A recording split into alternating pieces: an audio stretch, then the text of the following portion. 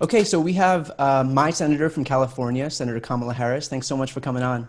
Of course, it's great to be with you, Brian.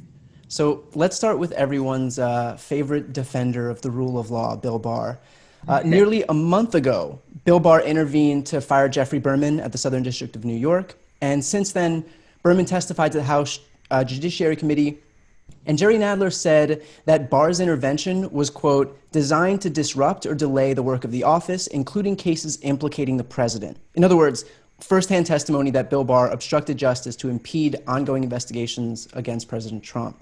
Now, Bill Barr is testifying to the House Judiciary on July 28th. If he was testifying before the Senate, what's the principal questions that you would want the answers to? It's actually questions that I've asked him before. Has the president asked him to investigate anyone? What exactly has the president directed him to do in terms of the use of the powers and the resources of the Department of Justice? And in particular, the goal of those questions would be to uncover and disclose to the American people the fact that, as you have rightly said, Bill Barr has been conducting himself as though he's the personal attorney and political attorney of the President of the United States, as opposed to the people's attorney and the person who is objectively supposed to do the work of justice through the United States Department of Justice. We've seen instances where Bill Barr has been asked these questions. Let me point to a clip from Senator Leahy. Let me play that right now.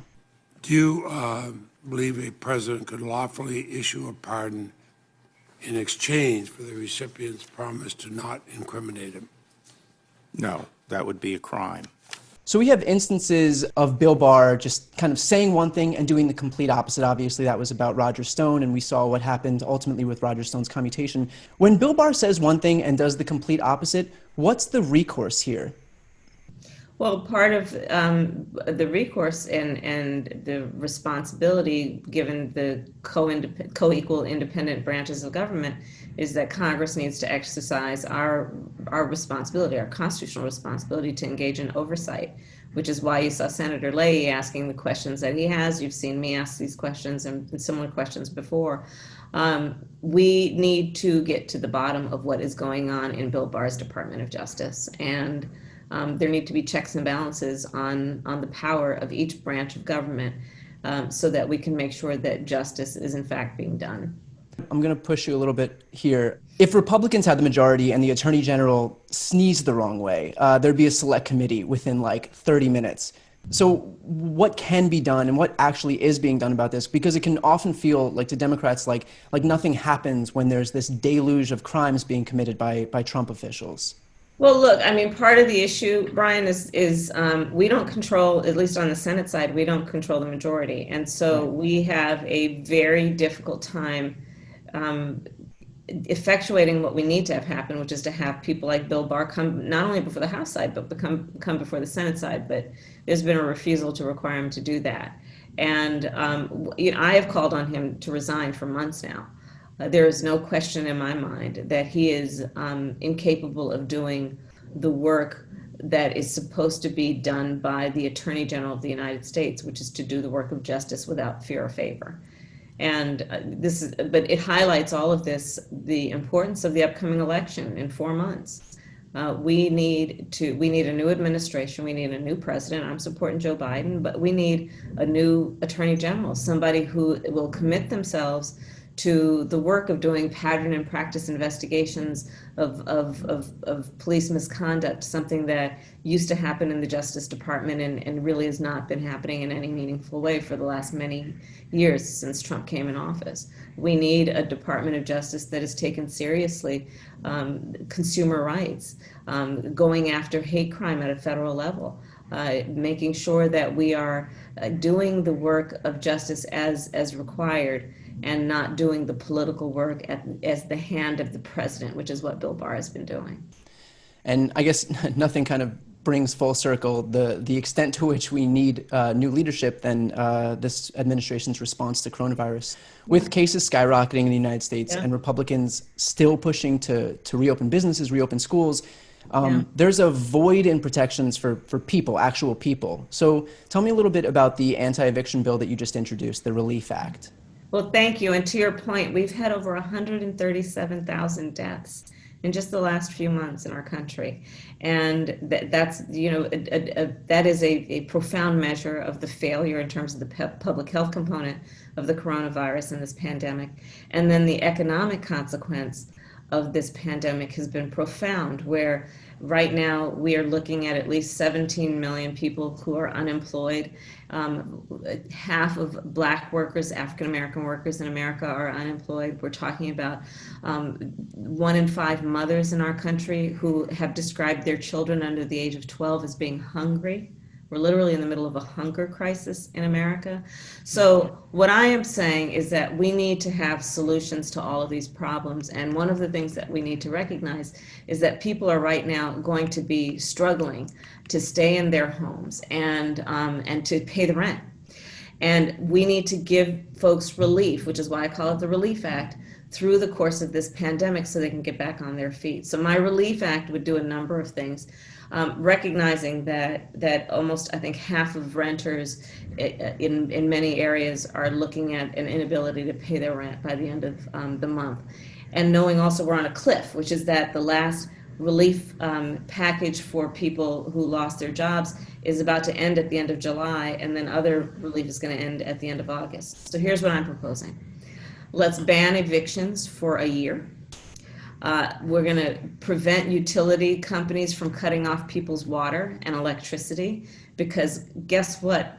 When you're talking about this pandemic, we know one of the best ways to be safe and to ward it off is you got to wash your hands frequently. Well, if your water's cut off, you can't do that. Right. So it's a public health issue as well as an economic issue.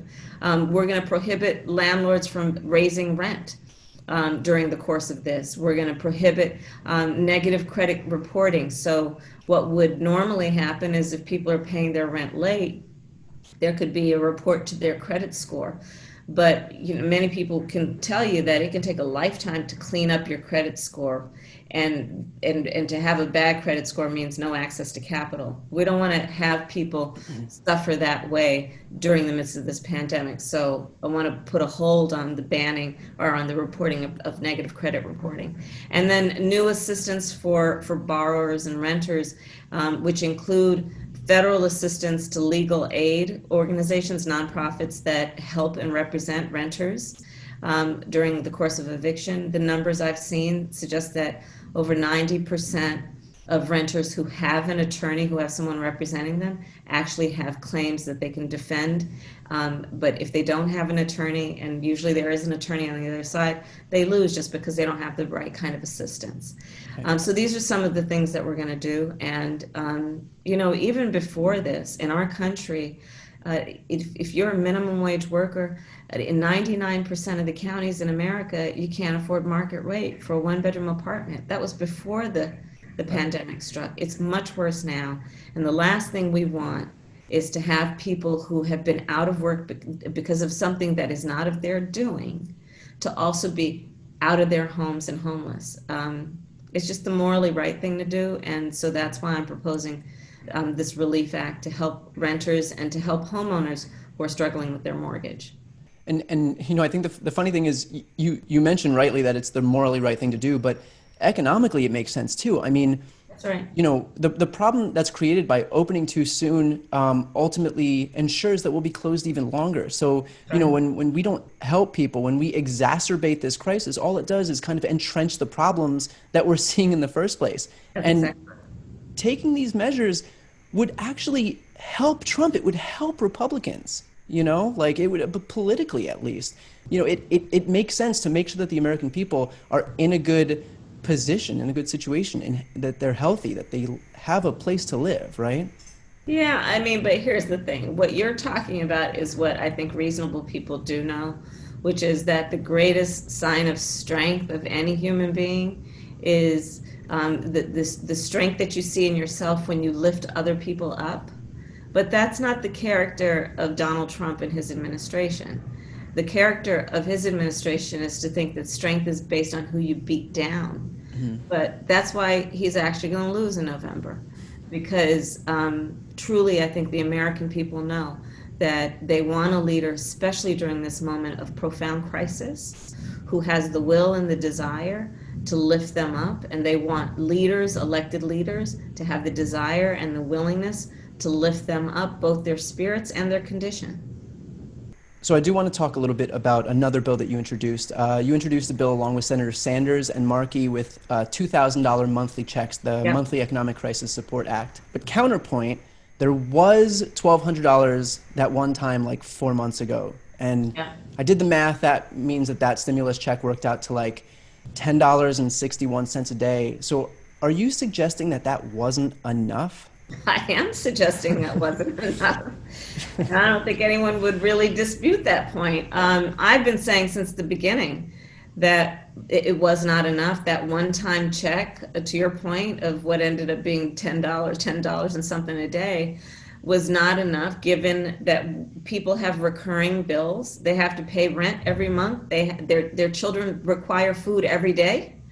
And that during the course of this pandemic then, and this economic and public health crisis, we should have recurrent payments until we get through the pandemic. And so together with Bernie and Ed Markey, I'm saying that we need to at least give people the ability to stay on their feet enough to get through this, so they can get back on their feet and out there when this is over, as opposed to letting them fall through the cracks in a way that they'll never be able to recover. And so $2,000 a month, which will allow people to pay for their groceries, to pay their rent, to pay for their essential needs, to allow them to get through this process with dignity and in a way that, again, allows them to rebound, just like we must do as a country when we get through the apex of this crisis. Moving forward, we're in the midst of historic civil rights demonstrations in this country with Black Lives Matter.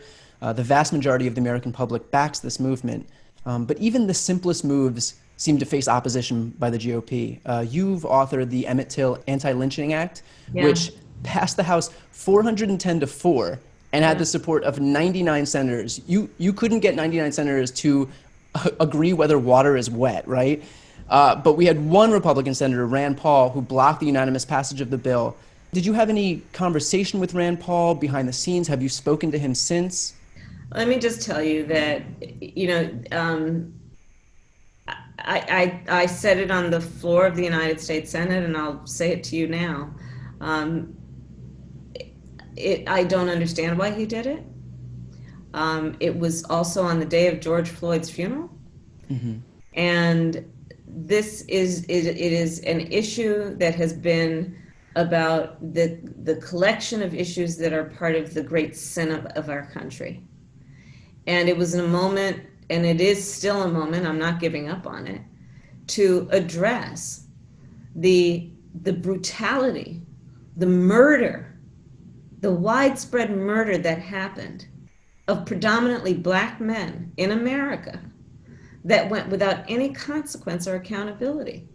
And so I'm not going to give up on this. And there are a lot of folks, including, to your point, the almost unanimous United States Senate in support of what we need to do, which is to acknowledge that lynching was and is a crime, and it should be designated as such, and it should be treated as such. So I don't want to be presumptuous, but here's my question if you're part of a Biden administration, and that is that Democrats are always taking the high road. It's always us that seem to have to compromise, right? So there's a general understanding that we don't fight the same way that Republicans do. But you've been a relentless fighter in the Senate. Your judiciary hearings make me glad that I am not whoever is sitting right in front of you.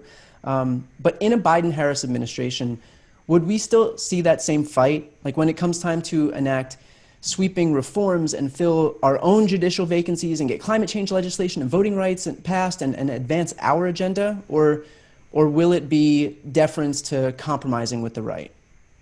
So I also don't want to be presumptuous. I'm obviously honored to be a part of the conversation, but I want Joe Biden to pick whoever is going to help him win, period, on the ticket. But, to your point of fight and to your point of what's at stake, I think that conversation also applies to all of us who know that those things are at stake to fight to win this election in November. It's only 4 months away, and it's going to be rough and tumble.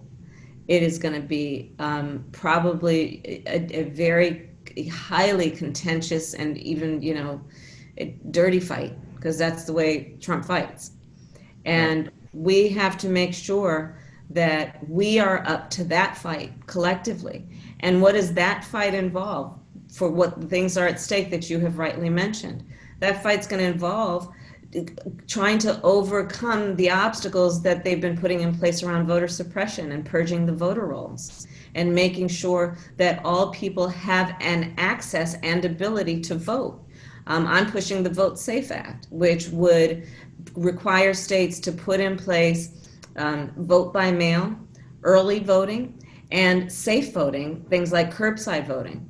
We're going to have to, in our fight to fight for the things that are at stake, meaning win in November, we're going to have to make sure that we can jump over the obstacles that they've set in place to suppress the vote of Black people, of Latinos, of our indigenous people, of students, and so many. That's part of our fight. Part of our fight is to make sure that we are reminding everyone that elections matter, and pointing out the connection between who is in the White House and whether we're going to have things like relief for renters who have been unemployed through no cause of their own. It's going to be about reminding people of the connection between their lives and who's going to be in the White House in terms of whether we're going to support the Affordable Care Act and grow it, or like Donald Trump, try to get rid of the Affordable Care Act, which means that we would bring back the ban on pre-existing conditions as a way to get access to health care. So that's where I'm focused right now, and I am not taking anything about these next 4 months for granted. There is so much at stake. It's, to use your point, it's the Voting Rights Act. It's our climate. We have an administration in the Trump administration that has been denying science across the board. They've been denying the science of COVID-19. They've been denying the science of the climate crisis. It's about having an administration that will understand Betsy DeVos cannot be the head of the Department of Education when we know one of the greatest challenges we have as a nation is to support and strengthen our public schools and fund them accordingly. We need, and what's at stake is having criminal justice reform and police accountability, such as our Justice and Policing Act. Well, Biden knows how to say Black Lives Matter. Donald Trump at a bare minimum. At a bare minimum, right? So these are the things that are at stake, and we are, to your point, going to have to fight collectively and together in a unified way, as the coalition of who we are, to win this election. And it will not be easy. And we need to take back the Senate also, because it's also about who's going to sit on the United States Supreme Court for a lifetime appointment, who's taking these seats in district courts.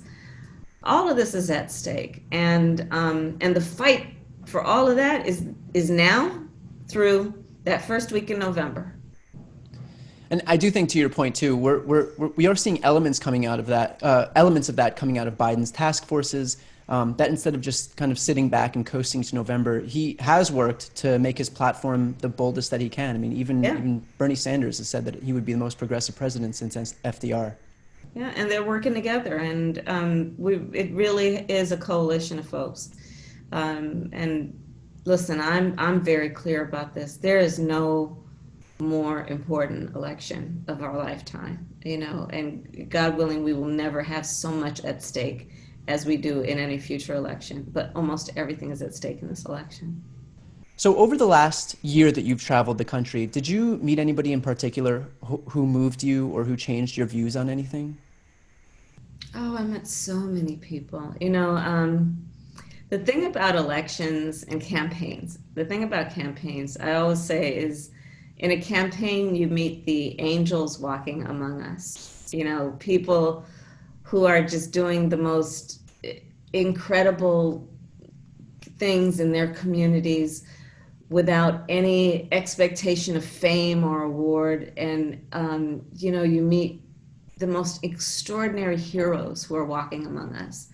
And so I've met a lot of folks. I've met, grandmothers who are taking care of the children in their community. I've met teachers who are, giving everything they've got financially, emotionally, physically to their students, because we have not, again, funded public schools well enough. And so these teachers are making just the most profound sacrifices you can imagine to raise and help raise our children.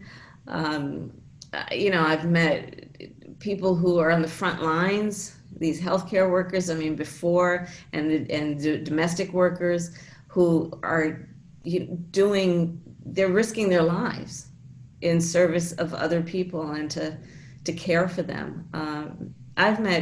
I have met so many incredible people, and I think it is that experience that allows me to be optimistic about the future and who we are, that gives me the motivation and the energy to fight for something. This is not a fight against something, it's a fight for something.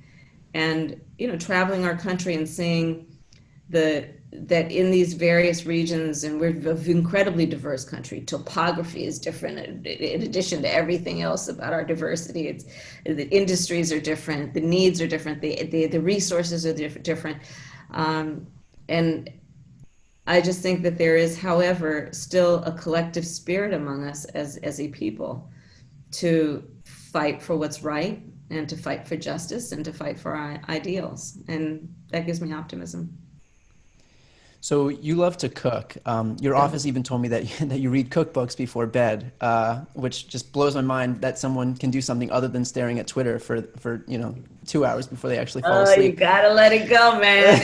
You gotta pull back. Yeah, something tells me over the next 4 months it's not going to happen, but I'll take that into account for after November. So a few weeks ago, Mark Warner made a tuna melt dish that basically consisted of white bread, cheddar cheese, all the mayo, and tuna with the water not drained, and a microwave. So I was just wondering, from the perspective of someone who sits on judiciary and who also appreciates cooking, is there some type of injustice in that? Is there some type of legal action that can be taken here? That's a good point. I'm gonna have to really think about that. Yeah, that was funny. It also speaks to the camaraderie that a lot of us that you could allow yourself to be to associate with somebody who stuck that in the microwave. To let himself go through that. Yeah. All right, great. Well, Senator Harris, thank you so much for taking the time. I really appreciate it. Thank you. It was good to be with you, Brian. Thank you.